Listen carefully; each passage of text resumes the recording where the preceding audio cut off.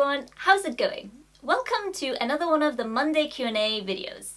So today I'm going to be answering a couple of questions, and the first two questions I'm kind of answering together just because they are quite similar.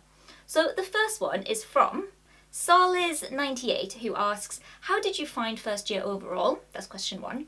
And the second one is from Life with a Stethoscope, who asks, what are your thoughts on med school? Okay, so long story short, difficult but rewarding. So I'm not going to go into the structure of my course or what a typical day or a typical week look like in the first year, mostly because I've already made a video about it, and in there I kind of discuss everything that you need to know about what the first year looks like, including a timetable and some of the topics that we discuss.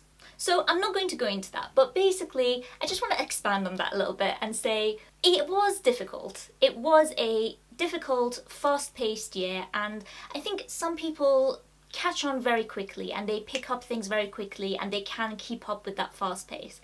For me personally, I found it quite challenging. And I think the best way that somebody described the first year of graduate entry medicine was like this. So, you know, when you are revising for an exam, let's say in 3 weeks' time you have an exam.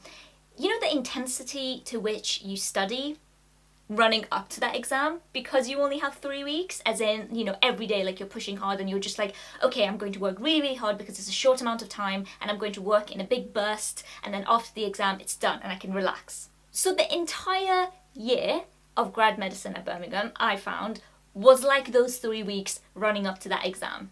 That's pretty much the level of intensity that I would describe it as, and whoever said that had a really good point.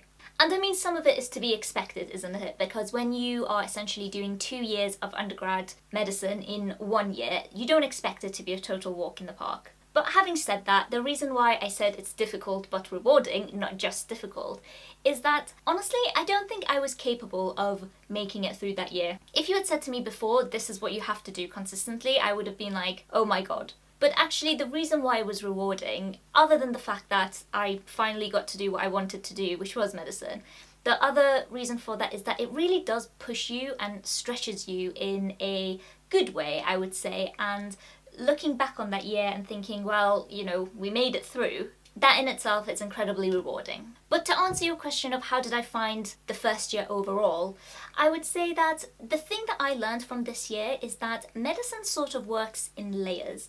And there's kind of like a learning curve, I mean with everything you do, but definitely with grad med, this is what I found, that there is sort of like a learning curve. And at the beginning, it's very challenging to get your heads around certain things, especially if you are like me and you've been out of education for a long time, or if there are certain things that you've never covered before. Getting your head around all of the basics, especially while you're moving at a really fast pace, can be difficult.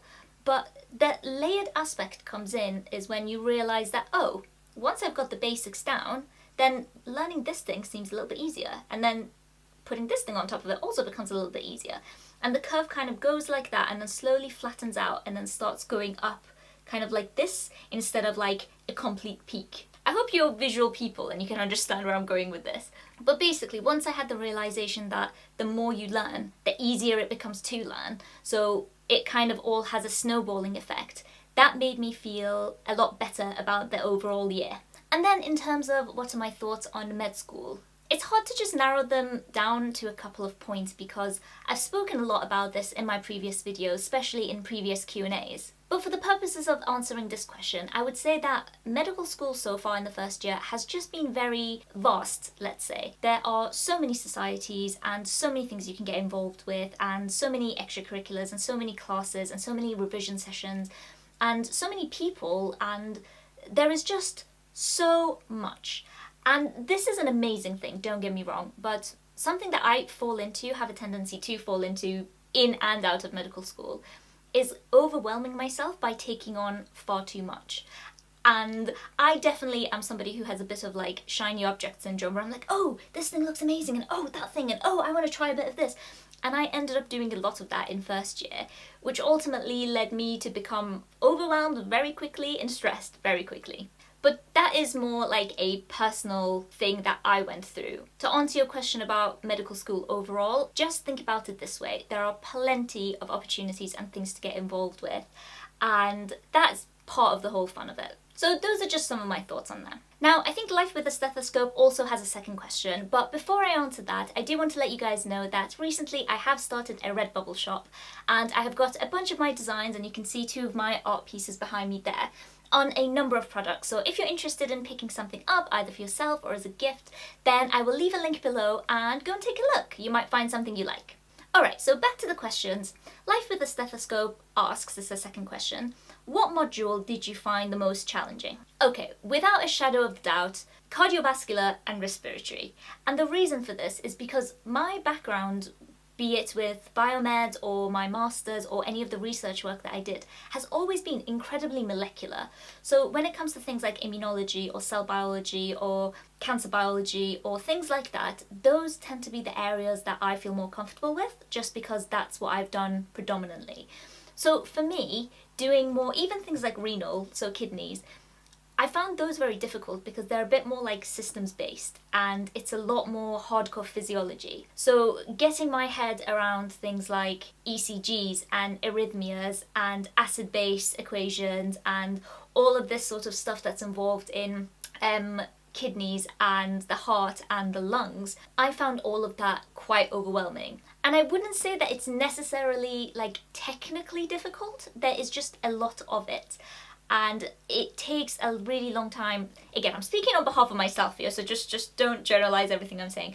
But for me personally, I found them overwhelming. And I think it took me a really long time. I think it took me until the revision period of actually having a lot of time to study these, to fully grasp some of the basic concepts, just because they were so new to me at the time that we were learning them.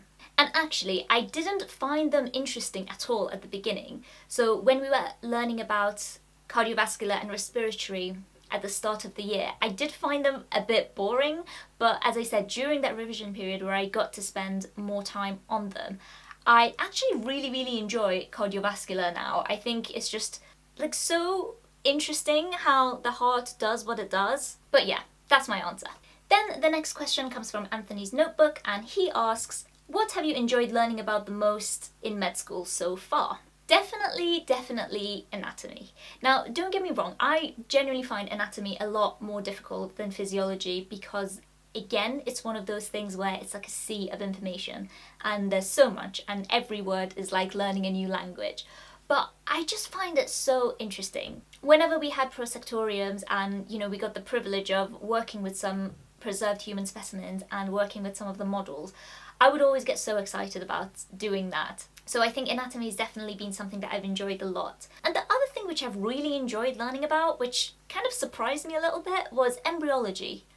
I couldn't tell you why. I don't know if it's because there is a strong anatomy element to it, but I found the embryology and essentially how a zygote sort of develops and goes through all of the stages of gastrulation, neurulation, cleavage, blah blah blah blah, up until it turns into a baby. I just found that really interesting for some reason. So who knew? Didn't expect that one, but there you go.